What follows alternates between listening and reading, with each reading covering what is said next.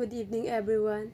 We are the reporter of the Chapter 12, Major Trends in the 21st Century. Learning Objectives. At the end of this chapter, you are expected to discuss the major trends in the 21st century, describe the general trends in society, explain the trends within the travel industry, discuss the trends within the guiding profession, explain the use of new trends in travel industry and the guiding profession. Major trends in 21st century. In recent years, predicting and discussing the future is becoming increasingly important. Some people believe the future is playing an important role. Predicting future and telecommunication and other forms of technology have sped up the rate of change. Future forecasts are considered to be powerful in planning a business. So kanino is mas nipadali ang og nipalambo din ang business kay tungod sa technology karon mas nipadali sa communication kay labi na sa pagplano. Like for example sa mga tourist karon industry mas mapadali, like sa mga beaches mas mapadali ang pag-booking kay tungod sa mga teknolohiya karon. Predicting the future is not exact science according to Dr. David L. Edgell, Director of Office Policy Planning for the United States Travel Tourism Administration. Making long-range prediction is very uncertain business ended to one really knows what the future will bring. The 21st century. Most futurists agree that the 21st century is dynamic. John Naisbitt and Patricia Aberdeen's book Mega Trends 2000 predicted such as trends, growing information-based society. So, tagan sa mga futurists ang agree sa 21st century kay tungod sa na-predict nila ang mga high-tech technology o uban pa. And high-tech society Naisbitt and Adornet offered prediction for 10 new trends. The following is a review of the 21st century. We stand at the dawn of new era before us, the most important decade in history of civilization. A period stunning technological innovation, unprecedented economic opportunities, surprising political reform, and great cultural rebirth. It will be a decade like none has become before. So kaning 21st century no kay ila dun ipaglaban na era kay importante ni sila. So daghan pud ni siya mga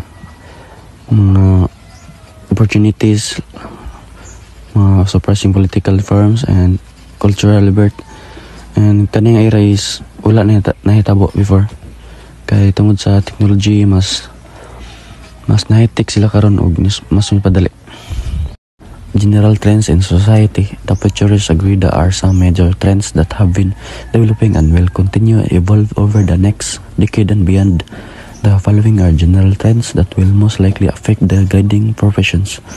1. An aging population is one of the most certain and most dramatic current trends. The average aging person educated has a lot of money and leisure time. He is concentrating on physical, personal, financial, social, economic security, comfort, convenience. He is healthy, mobile, and active. This has obvious application for guides since senior citizens are more likely to travel in group than over the age groups. The market for group travel will continue to grow. So, isa sa mga nagkatigulang karong population is ang labi ng sigurado na katingadaan. So, uso karon ang kasagaran nga tigulang nga to edukado og ano ni daghang salapi og labi na daghan og oras mga kalingawan like mga physical, personal, financial, social ug ekonomiya. Og ang kasayan simsog sa mobile og aktibo at dunay dayag mga implication alang sa mga giya tungod kay ang mga senior citizen mas lagmit nga mobiyahe sa grupo ug uban pang mga nagkaedaran. Number 2, labor shortage. The decline in the skilled labor force is one of the most critical issue of the next decade. The implication for the travel industry, as in many industries, is that there will be a much smaller pool workers from which to choose. The means business companies will try to attract the best worker by offering higher salaries, good benefits, and other incentive. Employers may offer more training programs to attract, keep qualified people worker, face less competition and more attractive employment options.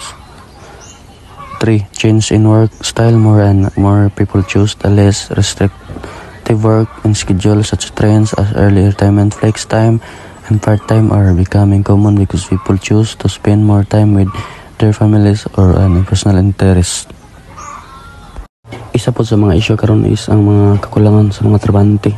Mo ni isa ka issue porque tungod sa pagpili sa mga trabahante og dako ang sweldo og tarong nga trabaho og masaktog benefits. Og adunay mga pipilan lang kay pundok nga trabahante nga mapilian. Kini nga pasabot nga ang mga kumpanya sa negosyo mosulay nga pagdani sa labing maayo nga mga trabahante pinagi sa mga pagtanyag mas taas nga sweldo, maayong mga benepisyo ug uban pang mga insentibo. Ang mga amo mahimong magtanyag og dugang nga programa sa mga pagbansay aron mas mapadayon ang mga kwalipikado nga mga tao. So ang katuloy is mga mga estilo o mga kausaban sa mga trabaho, no? Nakadaghan na mod karon sa mga tao ang nagpili sa dili kayo higpit nga mga trabaho, like sa schedule sa trabaho, and uso na pagkaroon ng pagretiro pag-retire. Flex time o part-time ang himong kasagaran tungod kay gipili sa mga tao ang mga Google og daghang oras sa ilang mga pamilya o sa mga personal nga mga interes. Growth in the use of technological tools. High technology has an impact on practically every industry and individuals. Most people of developed countries have traveled outside their states, and many have traveled internationally. Almost all have televisions, video cassette recorder, cell phones, and access to the internet, making information about other places and cultures available to them on a continuous basis. Technology is important to all people. It becomes one of the most necessary that we need in our daily life. Firstly, phone is one of the technology that we need to communicate with each other no matter how far the distance.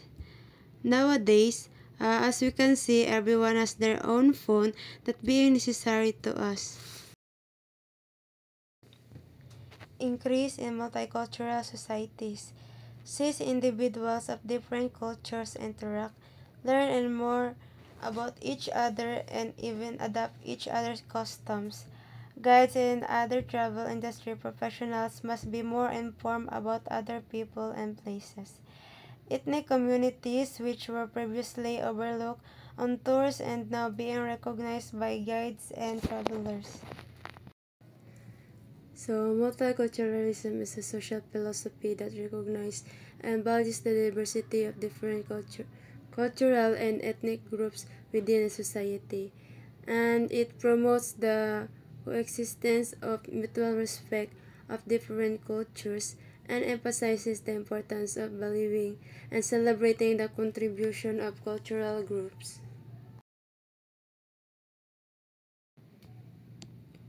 A desire for authentic experiences. Today's travelers pray for a deeper, more personal way of understanding another region or culture. So, the desire for authentic travel experience reflects the shift from superficial sightseeing of a deeper engagement with a destination's cultures, history, and local communities. Travelers are increasingly seeking immersive and meaningful journeys that go beyond mass tourism, prioritizing activities like connecting with locals, participating in local tradition, and experiencing everyday life. Trends within the travel industry. Growth of travel in general.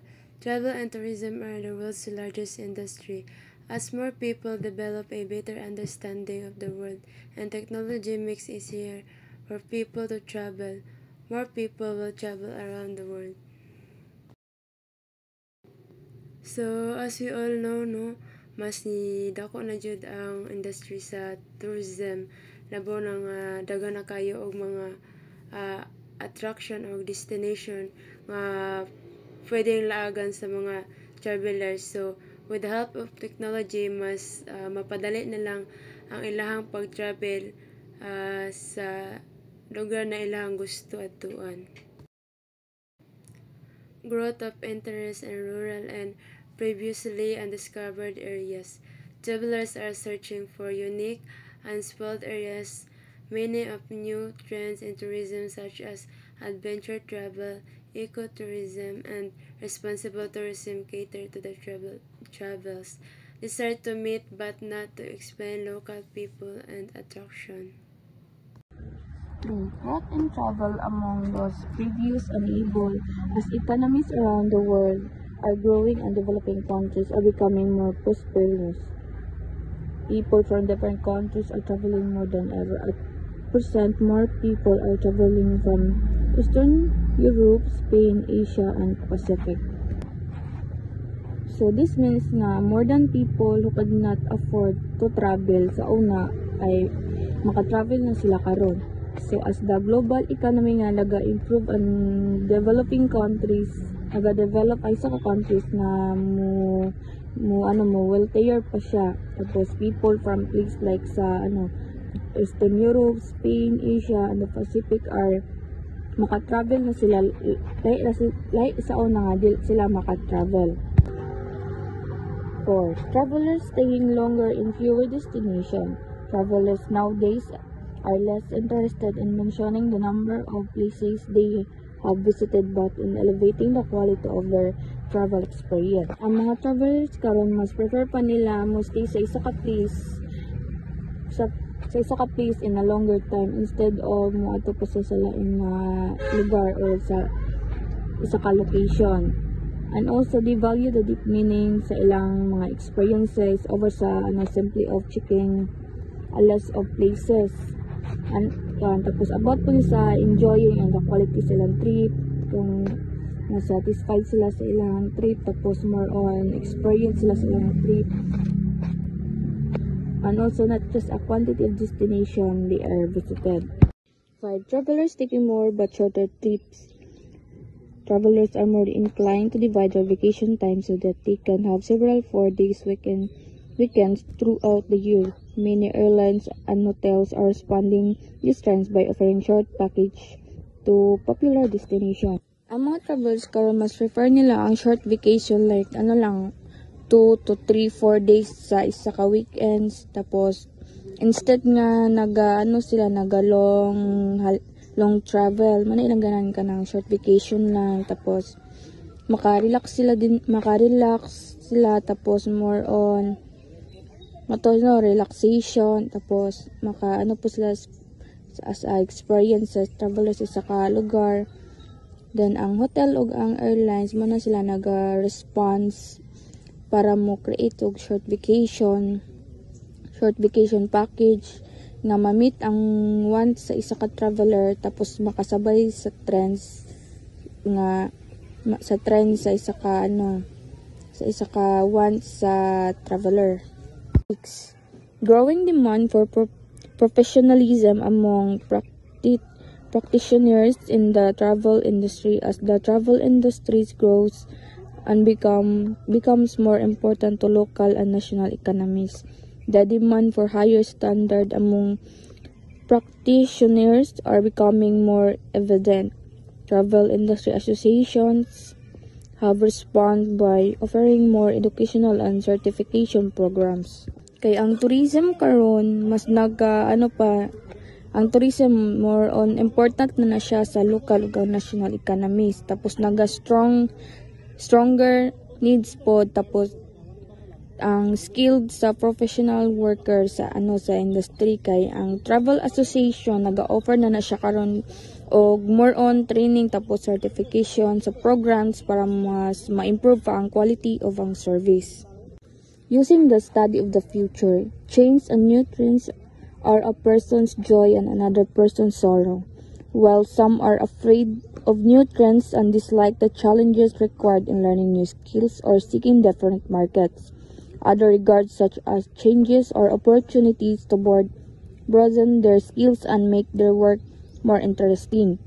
The latter view is the most beneficial approach in the rapidly changing world.